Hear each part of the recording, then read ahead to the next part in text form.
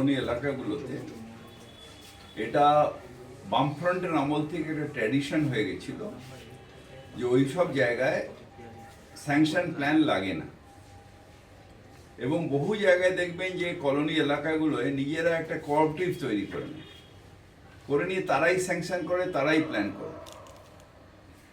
এটা ট্র্যাডিশনটা সেই লেফট ফ্রন্টের আমল থেকে চলছে, এবং সেখানে কোনো প্ল্যান জেনারেলি কেউ নেয়নি। এবং ওইখানে যেহেতু ওই কলোনি এলাকাগুলো প্রথমে জলাজমি ছিল, সেগুলো ফিলিংও হয়েছে সব লেফট ফ্রন্টের সময়। এই ট্র্যাডিশনটা তখন চলেছে। এই বাড়িটার ক্ষেত্রেও আমি যতদূর জানি যে এটা প্রায় 12-14 বছর আগেকার বাড়ি, এবং সেই বাড়িটা হেলে পড়েছিল, ওরা ঠিক করতে গিয়ে পুরোটাই হেলে গেছে।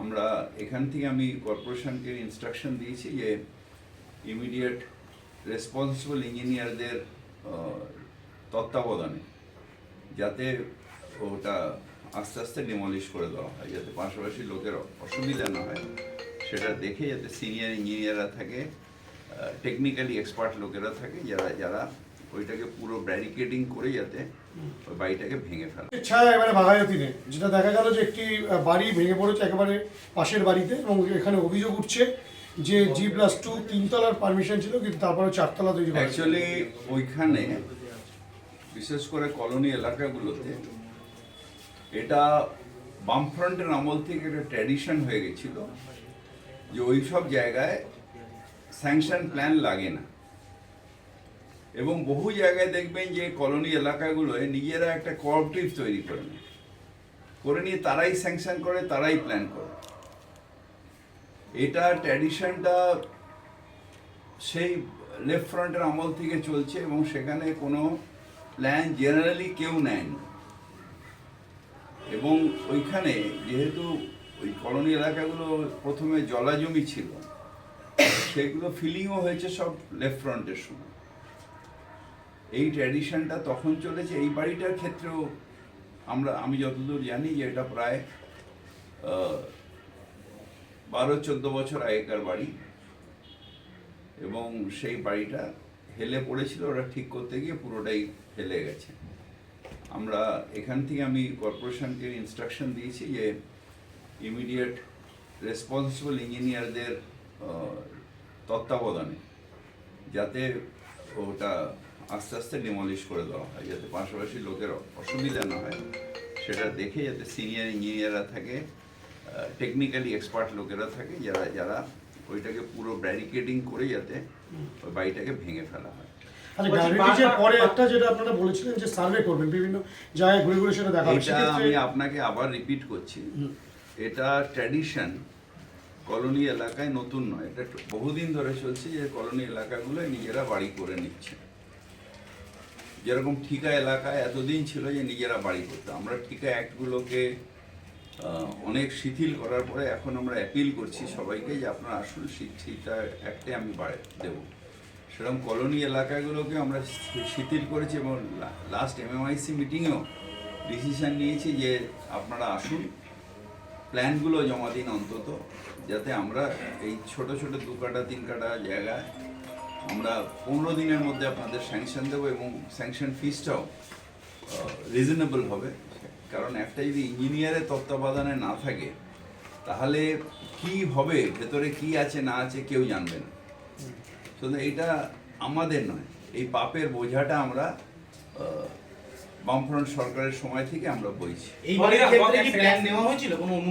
এটা যেহেতু সেই সময় অনলাইন ছিল না, আমি আসার পরে পুরোটাই অনলাইন প্রসেস হয়ে গেছে, তাই এখনো ওটা খুঁজে বার করিনি আমরা। কিন্তু এই বাড়িটার ক্ষেত্রে কেন, কোনো বাড়ির ক্ষেত্রেই প্ল্যান হয় না, তবু আমরা তখন ওই যেহেতু তখন মানে ফাইল সিস্টেমে হতো, মানে সিস্টেমে হার্ড কপিতে, আমরা খুঁজে বার করার চেষ্টা করছি যে কোনো ফাইল ছিল কিনা। তখন আরেকটা জিনিস জানবেন যে আমরা যখন এলাম পাওয়ারে, তার আগে কিন্তু ম্যাক্সিমাম অফিসে ম্যাক্সিমাম ফাইলই, তখন তো অনলাইন ছিল না, আমরা এসে এটা অনলাইন করেছি। তখন ম্যাক্সিমাম অফিসে ম্যাক্সিমাম ফাইল, শুধু বিল্ডিংয়ের না, ম্যাক্সিমাম ফাইলই আমরা এসে আর কিছু হদিস পাইনি। কিন্তু একটা হয় না, অভিযোগ বারবার উঠছে বনের বিরোধীরা তরফ থেকে। বারবার যে বিরোধীদের অভিযোগ এই মুহূর্তে দাঁড়িয়ে এই যে বারবার কলকাতা পুরো এলাকায় এই ধরনের ঘটনা ঘটছে, আর বিরোধীদের দিকেই দায় চাপাচ্ছে বিরোধীদের কলকাতা দায় পুরসভা। চাপানো নয়, আপনারা একটা ট্র্যাডিশন শুরু করে দিয়ে গেছেন। যদি আমরা লিস্ট করে প্রেস কনফারেন্স করে দিই যে কতগুলো বাড়ি লেফট ফ্রন্টের সময় হয়েছে, আপনারা একটা ট্র্যাডিশন শুরু করে গেছেন। সেই ট্র্যাডিশনটা আমরা পুরোপুরি আটকাতে পারিনি, কিন্তু এখন মানুষকে কনভিন্স করে মানুষ এখন আস্তে আস্তে প্ল্যান, যারা এখনো রয়ে গেছে যেসব প্লট, সেখানে প্ল্যান জমা দিচ্ছেন। এই নিয়ে হাইকোর্টেও কেস আছে কলোনি এলাকার প্ল্যান নিয়ে। আমরা চেষ্টা করছি, কিন্তু একটা পাপ করে দিয়ে গেছে, একটা অন্যায় চলছে, সেটা একদিনে আমি একটা মানুষগুলোকে বিপদে কি করে ফেলবো? তারা বাড়িতে রয়েছে, এতগুলো মানুষ তারা বাড়ির মধ্যে রয়েছে, তাদের খোঁচা দিয়ে তাদের বেঘর করাটা তো আমাদের উদ্দেশ্য নয়। এটা আপনারা করে গেছেন। তখন যদি যে সময় কলোনি এলাকাগুলো হচ্ছিল সেই সময় আপনারা ছিলেন, সিপিএম ছিল, লেফট ফ্রন্ট ছিল, সেই সময় যদি আপনারা স্ট্রিক্ট হতেন তাহলে হতো না। সেই সময় আপনারা রাজনীতি করার জন্য বিভিন্ন কোঅপারেটিভ করে বিভিন্ন স্যাংশন পর্যন্ত দূরের কথা, অ্যালটমেন্ট হয়নি অনেক জায়গায়। যাদবপুর ইউনিভার্সিটি কোঅপারেটিভ সোসাইটি, তাদের হাতেই সব, এরকম অনেক কিছু করে গেছে। এখন তো ন্যাকা সাজলে চলবে না, সব তো ঘাড়ে দিলে চলবে না। আমরা তার মধ্যেও চেষ্টা করে যাচ্ছি যাতে সব কিছু ঠিক মতন হয়। আমি বলেছি যে স্ট্রাকচারাল স্টেবিলিটি সার্টিফিকেট যারা বাড়ি করেছেন তারা অ্যাটলিস্ট জমা দিয়ে দিন, তাহলে আমরা ওটাকে অনলাইনে দিয়ে দেবো। ইঞ্জিনিয়ারদের, মানে রেসপন্সিবল ইঞ্জিনিয়ারদের দিয়ে, আর্কিটেক্টদের দিয়ে স্ট্রাকচারাল স্টেবিলিটি সার্টিফিকেটটা অন্তত জমা দিন। এই প্রসেসটা করছি, কিন্তু একদিনে আমাকে রেগুলেশন করতে বলবেন যে আপনি এসে সব করে দিয়ে গেলেন, একদিনে আমাকে ভাঙচুর করে হয় না। সারা শহরের মানুষকে আমি রাস্তায় নামিয়ে দিতে পারি না। এই ঘটনার পর কলোনি এলাকাগুলোতে এটা বামফ্রন্টের আমল থেকে একটা ট্র্যাডিশন হয়ে গেছিল যে ওই সব জায়গায় স্যাংশন প্ল্যান লাগে না, এবং বহু জায়গায় দেখবেন যে কলোনি এলাকাগুলোয় নিজেরা একটা কোঅপারেটিভ তৈরি করে নেয়, করে নিয়ে তারাই স্যাংশন করে, তারাই প্ল্যান করে। এটা ট্র্যাডিশনটা সেই লেফট ফ্রন্টের আমল থেকে চলছে, এবং সেখানে কোনো প্ল্যান জেনারেলি কেউ নেয়নি।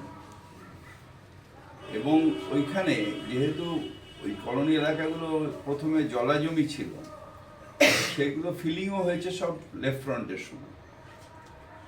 এই ট্র্যাডিশনটা তখন চলেছে। এই বাড়িটার ক্ষেত্রেও আমি যতদূর জানি যে এটা প্রায় 12-14 বছর আগেকার বাড়ি।